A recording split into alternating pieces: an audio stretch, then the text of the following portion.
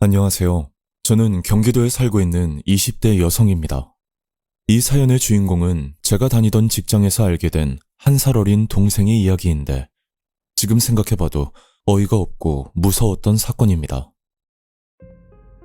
이 일의 시작은 2022년 제가 근무하던 회사에 한 여성이 입사를 하면서부터 시작되었습니다.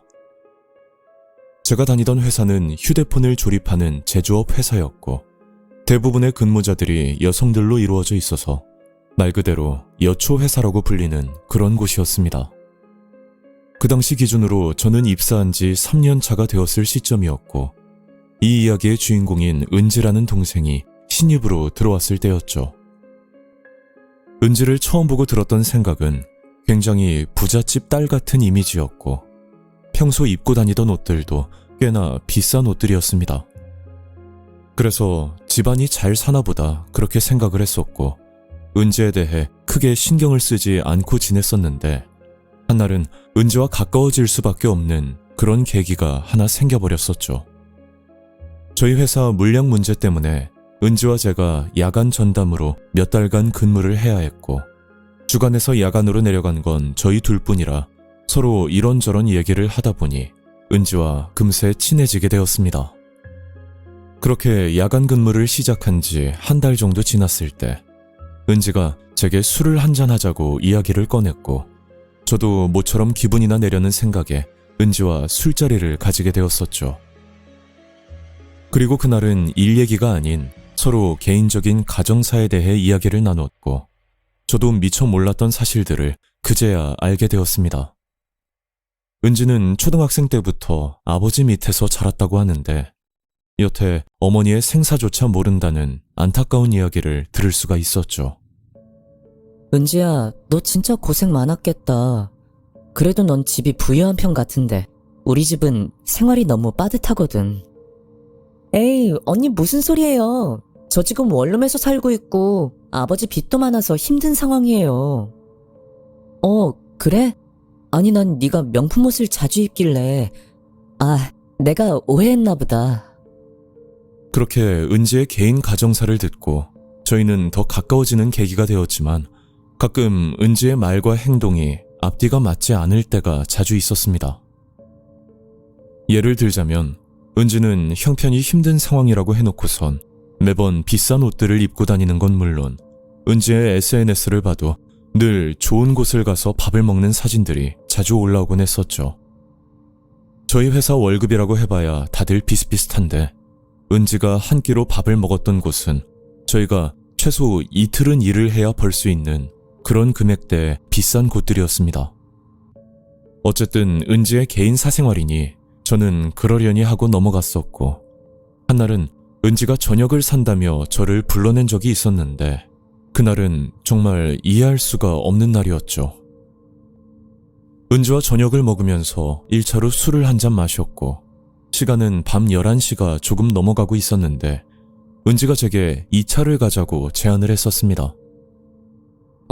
2차? 근데 은지야, 우리가 1차 때 돈을 좀 많이 썼으니까 2차는 편의점에서 맥주 한잔 하는 건 어때? 네?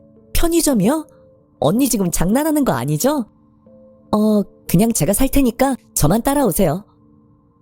은지는 끝까지 제게 설득을 했고 결국 은지를 따라간 곳은 한 지하 노래방이었죠. 그래서 단순 노래를 부르고 싶어서 왔구나 그렇게 생각을 하고 있었는데 잠시 뒤 남자 여럿이 저희 방으로 와서 자기소개를 하기 시작하는 겁니다. 알고 보니 거긴 호스트바라고 불리는 여성 전용 노래방이었는데 은지는 아무 거리낌 없이 남자를 초이스하고 술을 마시면서 놀기 시작했었죠. 저도 처음에는 그냥 그 자리를 벗어나고 싶었지만 술도 한잔한 데다 은지를 두고 가기가 영 불안해서 그날 4시간 가까이 호스트바에서 술을 마시며 시간을 보냈었습니다. 그렇게 술값은 약 60만 원 정도로 큰 금액이 나왔었는데 은지는 눈 하나 깜빡하지 않고 계산을 하고 술집을 나왔었죠. 은지야, 너 오늘 너무 무리한 거 아니야? 언니, 이 정도면 싸게 논 거예요. 그리고 팁도 안 줬잖아요. 저는 종종 이런 데 와서 스트레스도 풀고 하거든요. 아, 그래? 근데 돈을 그렇게 막 쓰면 항상 적자일 것 같은데. 너나 나나 우리 월급이 얼마나 된다고. 에이, 언니는 걱정도 많아. 그게 다 방법이 있어요. 은지는 제게 뭘 숨기는지는 모르겠지만 돈을 버는 방법이 있다고 말을 했었는데 그 방법에 대해선 끝까지 입을 열지 않았습니다. 그리고 며칠 뒤 은지가 몸이 아프다며 결근을 했었고 저는 걱정되는 마음에 은지에게 안부 연락을 했었죠. 은지야, 몸은 좀 어때? 언니가 죽이라도 사서 갈까? 죽이요? 그렇게 해주시면 저야 감사하죠. 저는 은지와 통화를 끊고 죽을 사서 은지네 집으로 향했고 그날이 처음 은지네를 방문한 날이었습니다. 잠시 뒤 은지네에 도착해서 죽을 챙겨주고 있었는데 작은 방 안쪽에 택배 상자들이 수십 개가 쌓여있는 걸 발견했고 도대체 뭘 저렇게 많이 시켰는지 의문이 들 수밖에 없었습니다. 은지야, 너 무슨 쇼핑몰 운영하고 있어? 저 방에 택배 상자가 엄청나게 많은데 뭘 저렇게 시킨 거야? 아, 저 상자들요? 별거 아니에요. 어차피 반품할 거거든요. 보통 물건을 주문하면 가끔 한두 개 정도 단순 변심으로 반품을 하는 게 일반적인데 은지는 수십 개의 물건들을 반품한다고 하니 뭔가 이상하다는 생각이 자꾸만 들었지만 제게 말 못할 사정이 있을 거라 판단하고 그냥 넘겨버렸습니다. 그렇게 며칠 뒤 은지가 제게 부탁이 있다면서 조심스럽게 말을 꺼내는 겁니다. 언니, 제가 지금 쿠팡 아이디가 접속이 안 돼서 그런데 혹시 언니 아이디 좀 빌려줄 수 있어요? 은지는 급하게 물건을 시킬 일이 있는데 본인 아이디로 로그인이 안 된다면서 제 아이디를 빌려달라고 했고 저는 인터넷 쇼핑에 관심이 없는 편이라 별 생각 없이 은지에게 아이디와 비밀번호를 알려주게 되었죠. 그런데 다음날 갑자기 은지는 회사에 나오지 않았고 심지어 얼마 뒤 휴대폰 번호까지 변경을 해버리면서 은지와의 연락은 감감무소식이 되어버렸습니다. 갑작스럽게 사라져버린 은지가 너무 걱정이 돼서 은지가 살고 있는 집으로 찾아가 봤지만 끝내 만날 수는 없었고 제가 그 상황에서 할 수 있는 건 은지의 연락을 기다리는 일뿐이었죠. 그렇게 은지가 사라진 지 3주 정도 지났을 때쯤 경찰서에서 전화가 한 통 걸려왔었는데 저를 피의자 신분으로 경찰서에 출석을 요구하는 내용의 전화였습니다. 그 전화를 받고 깜짝 놀랐고 저는 영문도 모른 채 조사를 받게 되었는데 그 사건의 내용은 정말 기가 막힌 내용이었죠. 그러니까 누군가 제 쿠팡 아이디로 다양한 물건들을 주문하고 나서 환불을 했다고 하는데 환불 상자 안에 그냥 아무것도 넣지 않고 환불 금액만 갈취했다는 그런 이야기였습니다. 지금은 잘 모르겠지만 그 당시 쿠팡에서 선환불 제도라는 게 있었는데 소비자가 반품 요청을 하면 판매자가 상품을 확인하지 않아도 즉시 환불이 이루어지는 편의성을 노린 악질 사기 범죄였죠.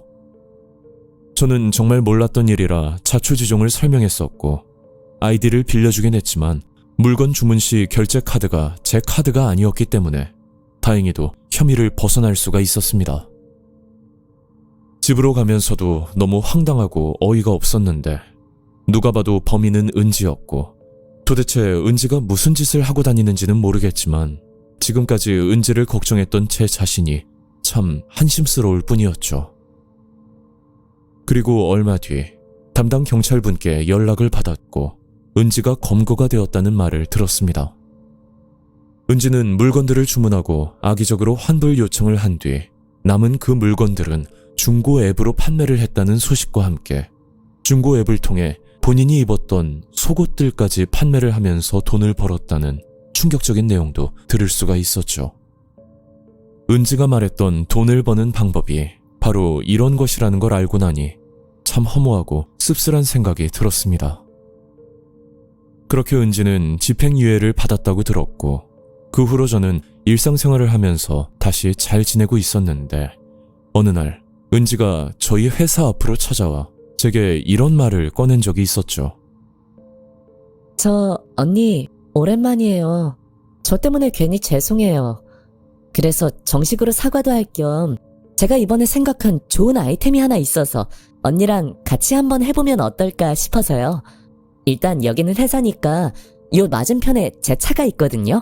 거기서 이야기 좀 해요. 저 은지야, 나 너 이렇게 보는 거 너무 불편해. 그러니까 그냥 돌아가줘.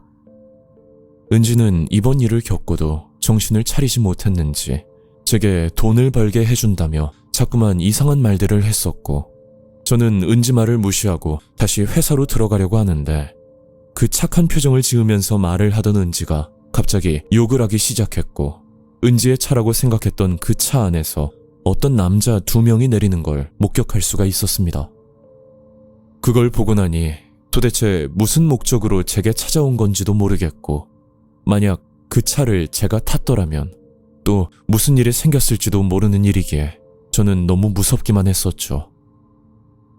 다행히 그 뒤로는 은지와 마주친 적은 없지만 아직도 회사 앞에 찾아올까 싶어 늘 조심을 하면서 지내고 있고, 은지처럼 무서운 사람과 한때 가깝게 지냈다는 사실이 저는 너무 후회스럽기만 합니다.